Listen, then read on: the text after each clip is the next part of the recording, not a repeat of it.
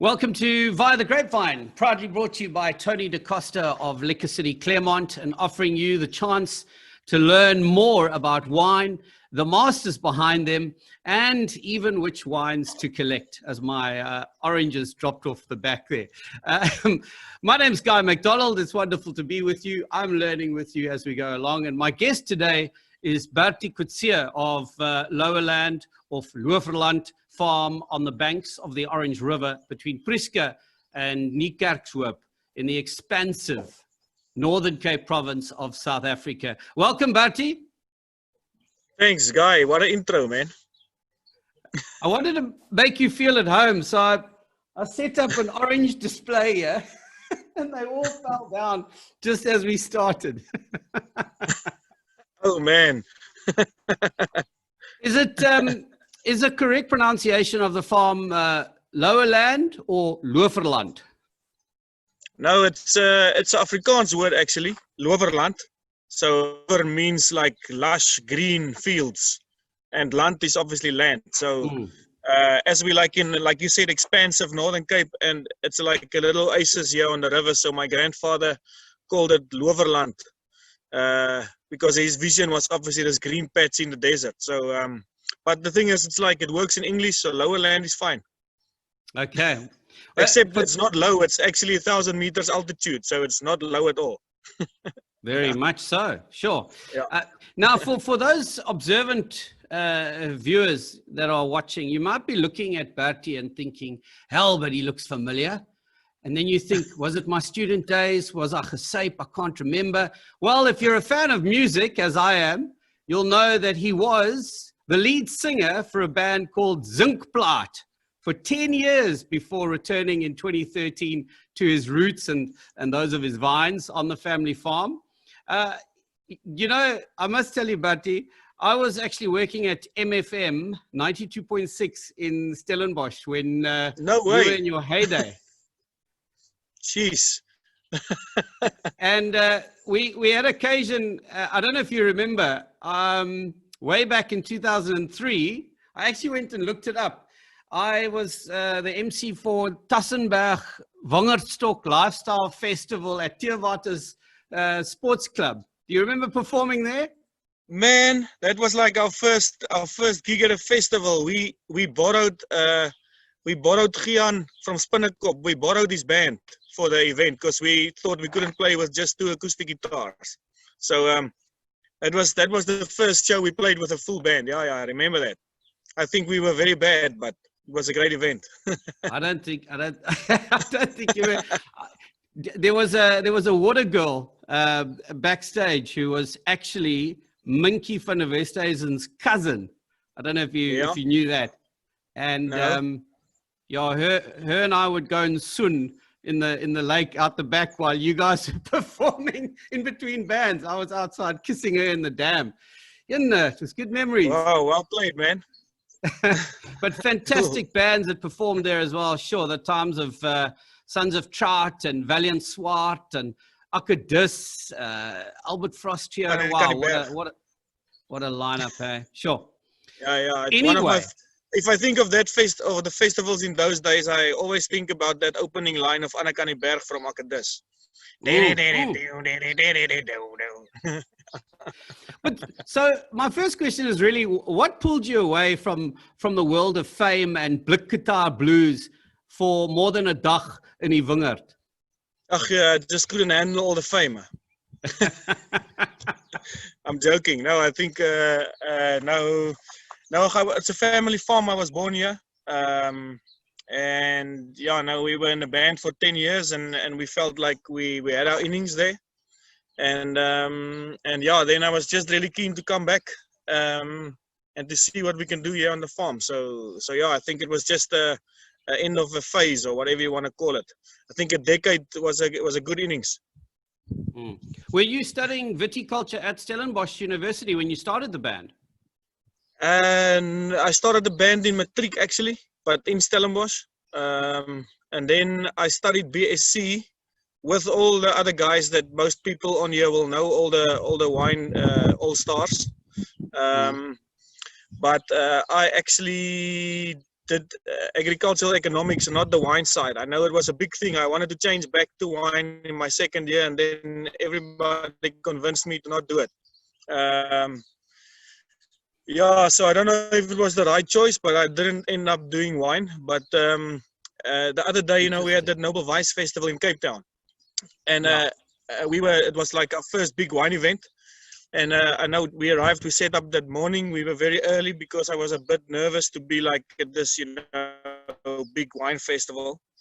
And then we went to a coffee shop, you know, and when I walked in, I felt exactly like that first time when you walk into a backstage area as a young musician and you see Valiant Swart and Arno Karstens and, you know, all those guys sitting there. I walked in there and there was David Sari and Donovan Raal and Lucas van Locherenberg and all those guys. They were like this rock stars of the wine industry. I was like, okay, 10 years later, I'm just back all the way where we started with a band. Fantastic. Oh, it's awesome. But I think in a way, not a bad thing that you pursued farming as opposed to just viticulture, because it's obviously given you quite a dynamic range that you work with. And that I want to talk about that today, find out more about everything that you do out on the farm. For one, I know you pursue organic farming. So I wanted to ask you, in terms of organic farming, do you also play some music to those vines while you're out there? Definitely once a week. Some blues. Serious? Are you serious? Yeah, why not, man? Makes a good story. Oh, excellent. Well, that's fantastic. So yes, let's talk a bit about what you do on the farm, because you don't just farm grapes. I mean, you've got quite a bit you do. Yeah, so we quite a diverse operation. I think a great thing, great, I suppose, because it sounds great, but I think the biggest challenge for us here, farming on this fertile soils here on the Orange River, we have water, great soils, good climate, good cold units in winter, and it gets very warm in summer. So basically we can grow anything we want, except for the one challenge is that we have quite a small window between our late frost and our first heat wave. So whatever you plant, it must have a short flowering stage in, let's say, late September, October. And with the vines also, we struggle a bit with our white varieties when we get late frost. So yeah, I'll get back to that later. But yeah, we do wine grapes, which my father actually planted in 2000, like a passion project. Basically, at that stage, we were planting maize and wheat mostly. And then he also started working on the cattle. But my grandfather farmed sheep. So yeah, I'm now the sixth generation in this area. So yeah, we've been here a while. And on the Orange River, it's a third generation because they only started late 60s pumping water from the river with old diesel engines. So my grandfather was one of the first guys who started planting actually raisin grapes. He didn't plant wine grapes. Most guys here farm raisins. Yeah, so yeah, we're quite diverse. We planted some pecan-nuts. And then now with the organic, we also started doing veggies and obviously the wines. And then we started working on more of a range of meat also, pastured meats. Your website says that Loeverland is a regenerative family farm. What does that mean exactly? Yo, man, like these, there's so many terms flying around, and I think we're also confused about what means what. But I think the whole thing about regenerative is that everybody was talking about sustainable this, sustainable that, and then people started saying, well, you can't just be sustainable, you need to go beyond that.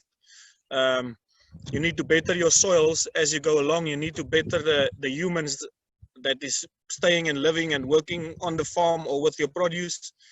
So basically regenerative is just a term for, you know, trying to keep getting better and look after not just the yield, but look after everything around that, you know, look after your waste, don't create waste. So we talk about the circular economy where you try farming in closed loops. So I think like we certified organic, but for me, it's not really about organic. For me, my passion is really into the systems design. You know, if you want to, why buy a tractor to to plow or even bossy slaan on your vineyards if you can send the animals through. You don't need to start up an engine, and you can actually eat the result afterwards, you know. So that's the kind of thing that makes me very excited. Also, like, you try to find solutions to your problem. So if you farm organic veggies, you always will have fruit fly coming in at some stage, you know. And what do you do with that rotten pumpkins? You leave them there, you let the fruit fly complete their cycle, and they are bigger problem next year. So you either burn or throw it away, or you get pigs in. So now we have pigs. We call them pampoenvark because basically we brought them in to clean the pumpkin fields when we're done there. So yeah, that's basically, I think people call it regenerative. Yeah, you can call it whatever you want, as long as you know the farmer is trying to better the soil and everything around him. I like that a lot, because I think it goes beyond the term holistic farming, whereby the focus is really just on the actual produce or products that you're producing on the farm, because regenerative also, as you mentioned, talks to the community. So what you're doing with your farm workers and the upliftment you're giving there. So it's a very good term, and it sounds awesome to hear that your approach to all of the farming is holistic, is organic by the sounds of it. So within all of the farming that you do, what made you decide we're gonna start making wine, or we're gonna pursue grapes for winemaking rather than just sticking with sultanas or raisins? Yeah, I think it's probably genetically. I think we're just people that we wanna test the waters. We wanna keep moving. You know, you don't wanna just keep going with something that worked before. You wanna try new things and keep going. So yeah, I think the wine thing specifically was a passion for my father. He was at school in Stellenbosch, you know, and some of the wine guys, you know, like him and my MPs, they were big mates at school. And yeah, he was also always interested in wines, and he was always joking that, you know, someday we're gonna make great wines in Prieska. Hey Gilga, say hi to the people. So yeah. So basically then he was always saying, you know, if they can make good wine in Australia and they can make good wine in France. He was joking about the longitude and the latitude which meets in Prieska was always his story. The best two meets in Prieska. Anyway, and he planted the grapes in 2000, you know, and I think it was always like this passion project. And then in 2006, when I was still studying, we worked with Stefan Gerber and Alex Milner, who were Boer and Brit, you know, Alex now from Nattevallei. And my cousin Nikkei van Sail, he was then at Houtie Spar with Rob Armstrong. He helped us a bit. We made some wine at Oorvergaal.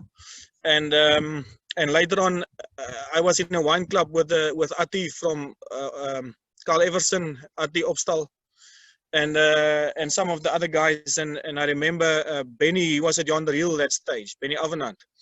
He was just putting one of our bottles of Prieska wine in there that night, not telling anyone what it was. And people were saying that it was from Italian wine, and other people said, you know, it's amazing, they'll pay 500 Rand for a bottle, and everybody freaked out. But I think it was a bit late in the night. And then Johnny Carlitz, he was at Anura at that stage. He was sitting next to me, staying calm, and he was like, it's from a warmer area, you know. I think the guys kept the grapes cold for a while, and I'll pay about good wine. I'll pay 90 Rand. And I told him, okay, Johnny, how about you make a wine next year? Wow, that's incredible. And then Johnny made our wines in 2013 when we came to the farm for 3 years. Yeah. And then we met Lucas because he had Tanat when he was still at Trekmaniet. So I went to visit him to go look at his Tanat grapes, because I thought that was our main, the grape that's doing well here. Again, getting back to the frosting.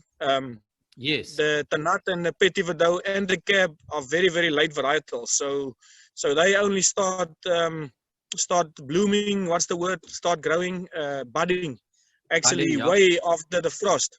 So, and also they go into ripeness after all the heat waves. So it's very cool, end of March.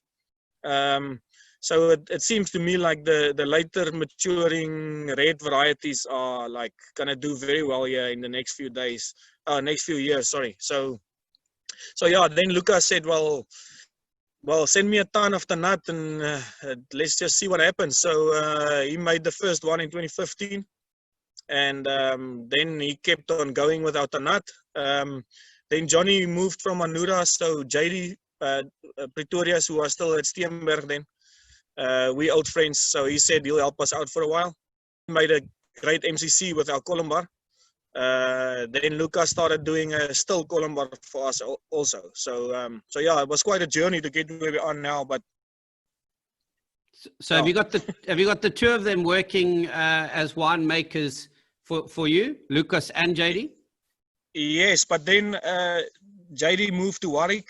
Yeah. And when he moved to Warwick, Steph and Etienne from Thistle and Wheat, they helped us out now with the Bokwe that we're tasting. At the moment, it was actually Etienne and Steph that made that Bokwe for us. And from 2020, yeah, that one was made by, it was Martin from Passerine. It was a cellar that we hired space in. And Steph and Etienne, they made the wines and looked after the final blend and so on. So yeah, it's quite an interesting one. I think we changed the Merlot for Tannat in that blend. Yes, you did. 28% Tannat in this one. Yeah, I feel like that Tannat just gives that Bokwe a bit of extra scope. You've kind of covered everything in terms of, I wanted to ask all the varietals. So have you covered all the varietals that you grow on the farm? Anything that you've left out? I think you've covered everything. No, we plant our Shiraz and our Merlot is actually our biggest blocks. And how the Bokwe started was that I was always happy with the Cap. I always happy with the Petit Verdot, and I felt like we nailed the Columar and the Tannat with Lucas. But I never felt that we got the sweet spot of the Shiraz and the Merlots yet. So in 2017. I told JD, listen, man, just please, I'm going to send you Tannat and Merlot and Shiraz just at different points. And you just go ahead and let's see what works. And at the end of the day, we just mixed most of that Merlot and Shiraz pickings into like a very, very easy drinking blend. I think the first one had a little bit of Cab and Petit in, but it was mostly Shiraz and Merlot. And I felt like he got the best. You get the red fruit from the Merlot and a bit of that white pepper from the Shiraz, and then a dark black fruits just as a nice bottom end from the Cab and the Petit. So at that stage, all the Tannat still went to Lucas, so we had no Tannat to try in the blend. But yeah, with this wine, we picked the Merlot a bit late. I was just a bit sleeping while we were harvesting pumpkins, and. And Etienne and Steph just felt the Merlot was just not a little bit too ripe, not well balanced enough. So, and that the nut was just on fire. So, so they decided to keep the Merlot out, put the nut into that blend. So, yeah, I'm very happy. I feel like it's just got a bit more weight than the previous one. And so, does that mean that the blend can and will change year on year, depending on what you feel in terms of those grapes? So it's not always just going to be the same 4 grapes in there. Definitely, I think that's a good thing about the Bokwe. I think obviously you want to try and find your feet at some stage, so people know exactly this is what you're going for when you get the Bokwe. But up to now, it was a bit of our experimental blend. So we were going light and whole bunch in the beginning, and now, or in the beginning, like a mix of the two. And then with the previous screw cap one, it was like all fruit and lightness and whole bunch. And now with this third one, that cellar just didn't have enough space. So we let go of most of the whole bunch part, but still natural ferments. But yeah, it's just a bit more solid because it's mostly crushed or destamped. But I think with the next blend, we're probably going to go a bit for both again. You're obviously onto a winning formula with your winemakers, because your Loeverland range of wines have all achieved between 4.5 stars in the Platter's Wine Guide. And I'm very excited to be trying this today for the very first time. Thank you to Ezra at Liquor City Claremont for introducing me to Die Verlore Bokwe. First up, how did you get it right to have Prieska registered as a wine of origin, a wine producing region? Was that relatively easy to do? Jeez, man. Oh, yeah, it's going to be a long story, but to keep it short, it was a hell of a struggle. I can imagine. I just felt that for us to go and say wine of Northern Cape is, it's got such a bad rep, so I felt that if we say wine of Prieska, nobody even knows where it is, so they won't think it's Northern Cape until they know. And I felt that Northern Cape is so huge to say, like, we're 300 kilometers from Uppington, for instance. Yeah. And our farm is probably 130 kilometers from Douglas, where the GVK, the Lanzig cellar is. And then obviously Jacobsdal in the Free State is still even more east. So it's so big and also we're a lot higher than Uppington because we're upstream in altitude. So yeah, I think it's an interesting terroir. It's as continental as it gets. I saw a lot of people talking about continental wines again this last time, and I mean, we're 700 kilometers from the nearest ocean here. It's like, it's very far. Yeah. And so the influences there are really about not necessarily winds as they are down here in the Western Cape, but they're more about your altitude that affects your temperatures, I imagine. So lots of winds, especially. Oh, do you have wind? Yeah, a lot of wind, and always western winds. And then we have insanely hot days, but we have insanely cool evenings. So it's probably, I think, it's a theory that the grapes are keeping great acidity because of that day-night temperature is one way of.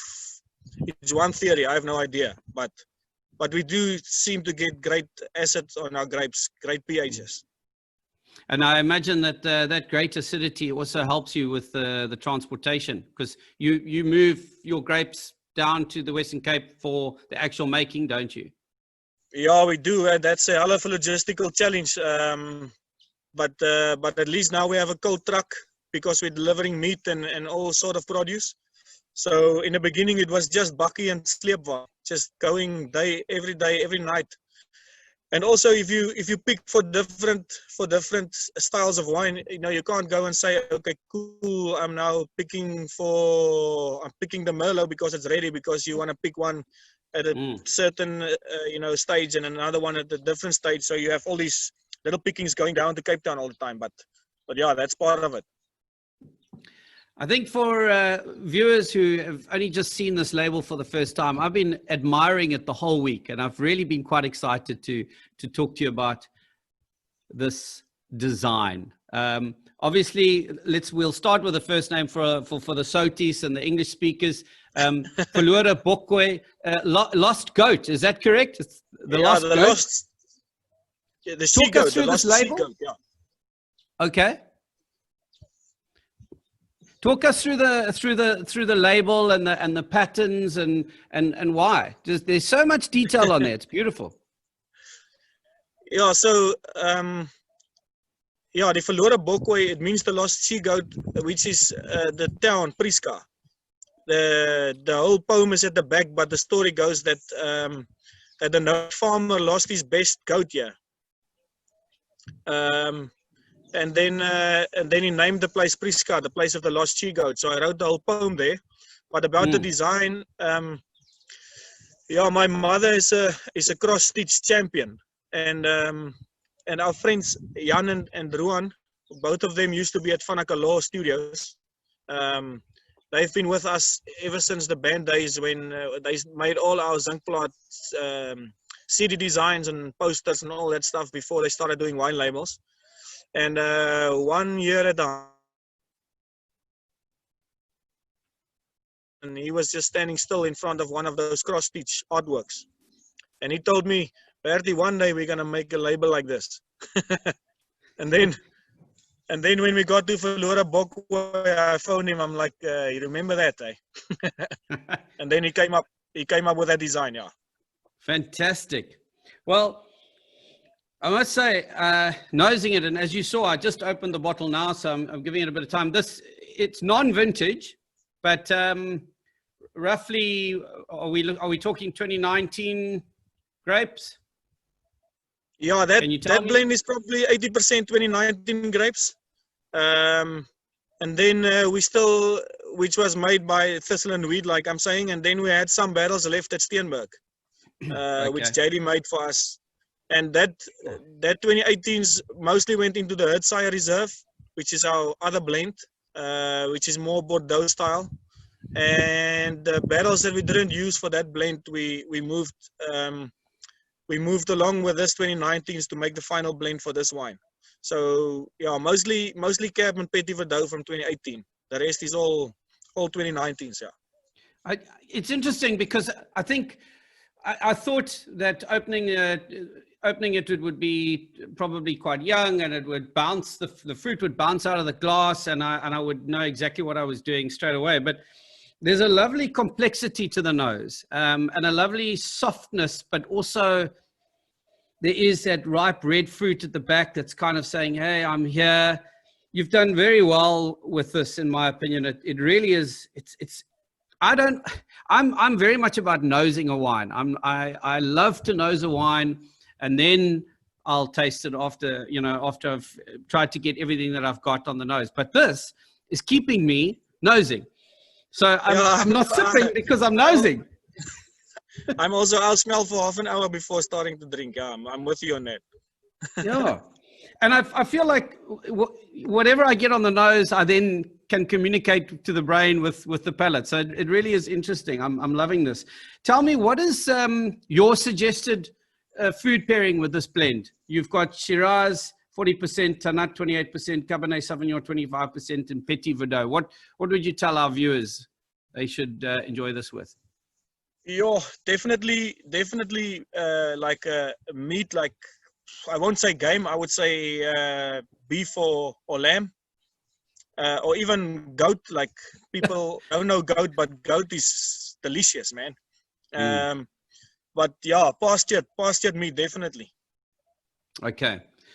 It's absolutely superb. I don't want to take up too much of your time, so I was going to get into some quick fire questions. But before we go there, just wanted to ask you quickly about the weather that you're having right now. We saw yesterday with the storm that came through the Western Cape. We saw yesterday there was videos coming out of the Karoo with snow falling, but around Hanover. Have you had any snow there? Have your vines been affected by this cold storm at all? Yeah, look, the vines are still asleep at the moment, but we need the cold units, obviously. Yeah. But yeah, we had a bit of, we call it kapok. It's like basically an ice rain. We had in the veld in a patch yesterday when we were driving through the cattle. So that was insanely cold, eh? Yeah. Minus, what did you say when we started chatting earlier? What was it this morning? This morning was probably -3, -4 somewhere. I don't know if I didn't look at the thermometer, but yeah, it gets cold, yeah. Good excuse to drink red wine. I'm gonna yeah, definitely. I'm gonna fire off 5 quick fire questions to end our interview. Don't think too hard about the answers. Just give me the first answer that comes to mind. We'll start off with your favorite wine variety to drink. Yeah. Variety is difficult. I would say style more, eh? Light reds, Grenache Cinsault. Even I'm really enjoying cabs again these days. You know, like the one from Restless River, obviously. Some of the lighter cabs. I know there's one from Craven Wines that I enjoyed the other day. Yeah, I would say at the moment I'm almost back to cab at the moment. Okay. Karoo of Hanklip Hotel, and that's for the English speaking. That's Karoo or beach. Okay, but you can't say any beach, man. Hanklip Hotel, that place is legend. Good memories for you. Like, yeah, that's too much memories, man. I would go to Hanklip Hotel actually. Fantastic. Barefoot or veldskoen with no socks? Well, barefoot all the way. Picnic on the farm somewhere or a braai? what doesn't people buy on picnics, man? Who doesn't buy on a picnic? Good answer. Very good answer. Valiant Swart or David Kramer? Oh, tough one, eh? But Deur die Donker Vallei, one of the best Afrikaans albums for me of all time. So it would have to be Valiant. Okay, fantastic. Well, look, here's an idea. If you ever decide to host a music and wine festival on your farm, I'll happily MC for you. Like, man, you're going to get a lady at the back again. Well, I'm married now, so you don't have to worry about that. Okay, cool. We can stay focused on the wine and the music. We're thinking about the Bo Karoo Blues Breakaway has been on our to-do list for 7 years now. Hopefully soon. Excellent. We haven't really touched on all of the wines that you do produce in the Lower Land range, but that's available online on your website. It's available in the Platter's Guide. Certainly, I wanted to focus on this wine because it's just the most fascinating to me in terms of label and everything. And I'm still waiting, by the way, for an answer from Isaac Mouton, because I saw him post on Instagram that he was going to be drinking this. And I said, what's it taste like? And he said, I'll tell you after the weekend. He's probably going to drink it over 3 days to make up his mind, eh? So, yeah. Get along to Liquor City, Claremont to buy Loeverland wines. And if you fancy your luck, then answer the easy question here on the Via the Grapevine page. Just tag 2 people you would share it with. And you could win a case of 6 bottles of Die Verlore Boekwe wine. Delivery, obviously, after lockdown. So thank you, Bertie Coetzee, for your time and your energy today. And I wish you the best of success with your wine business. Thanks, Guy. Much appreciated, man. All the best, eh? Thank you. This Via the Grapevine was brought to you by Liquor City Claremont. Visit their wine emporium for a journey via the Grapevine.